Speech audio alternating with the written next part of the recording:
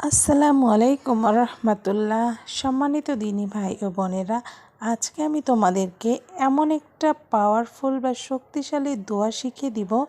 এই দোয়াটি যদি তোমরা আমল করতে পারো, ইনশাআল্লাহ সকল প্রকার দুশ্চিন্তা, সকল প্রকার বিপদ আপদ থেকে, বালা মুসিবত থেকে আল্লাহ পাক তোমাদেরকে রক্ষা করবেন। প্রিয় ভাই ও বোনেরা, তাই আর দেরি না করে মনোযোগ সহকারে ভিডিওটি দেখবে, শুনবে। আশা করি তোমাদের অনেক ভালো লাগবে। আমি তোমাদের সুবিধার জন্য স্ক্রিনে দোয়াটি লিখে দিচ্ছি, ওখান থেকে তোমরা মুখস্থ করে হোক, লিখে হোক, আমল করতে পারবে। তো যারা আমার চ্যানেলটির নতুন ভাই ও বোনেরা, তারা অবশ্যই চ্যানেলটি একটা লাইক, সাবস্ক্রাইব করে পাশে থাকবে।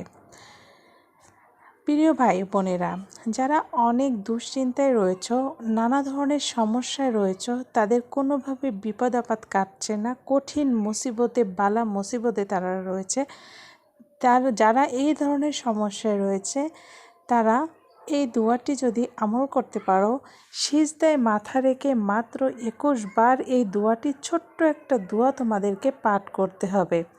এই দোয়াটি 21 বার পাঠ করে তোমরা সিজদায় পড়ে যাবে। মাথা ওঠানোর আগেই ইনশাআল্লাহ দোয়া কবুল করে দিবেন এবং আল্লাহ পাক এই আমলের দ্বারা আল্লাহ তাআলা আরশের ফেরেশতাদেরকে পাঠিয়ে দিবেন তোমাদেরকে সাহায্য করার জন্য। সুবহানাল্লাহ।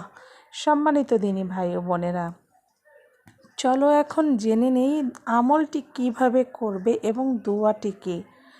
সর্বপ্রথম দোয়াটি হচ্ছে ইয়া আরহামার রাহিমিন, ইয়া আরহামার রাহিমিন, ইয়া আরহামার রাহিমিন। প্রিয় ভাই বোনেরা, এখন শোনাবো কিভাবে দোয়াটি, এই আমলটি তোমরা করলে 100% রেজাল্ট পাবে। সিজদায় মাথা রেখে 21 বার এই দোয়াটি পড়তে হবে। আমাদের যখন যে কোনো ওয়াক্তের নামাজে সালাম ফেরানোর পর 3 বার দুরূদ শরীফ পাঠ করবেন। দুরূদ শরীফ পাঠ করার পরে তারপর সিজদায় মাথা রেখে দোয়াটি 21 বার পাঠ করবেন।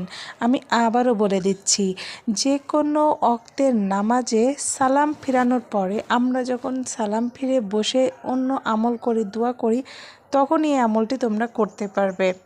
যখনই নামাজ পড়বে, সালাম ফেরানোর পরে 3 বার দুরূদ শরীফ পাঠ করবে, কারণ দুরূদ শরীফ পাঠ করলে আল্লাহর পাকের দরবারে দোয়াটি দ্রুত কবুল হয়ে যায়।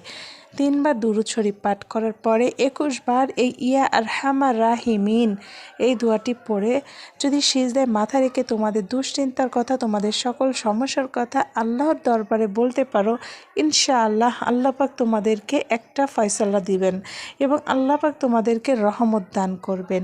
সম্মানিত দিনী ভাই ও বোনেরা, যদি ভিডিওটি ভালো লাগে এবং তোমাদের কাজে লাগে, অবশ্যই আমাকে কমেন্ট করে জানাবে এবং আমাকে সাপোর্ট করে পাশে থাকবে। আসসালামু আলাইকুম ওয়া রাহমাতুল্লাহি ওয়া বারাকাতুহু।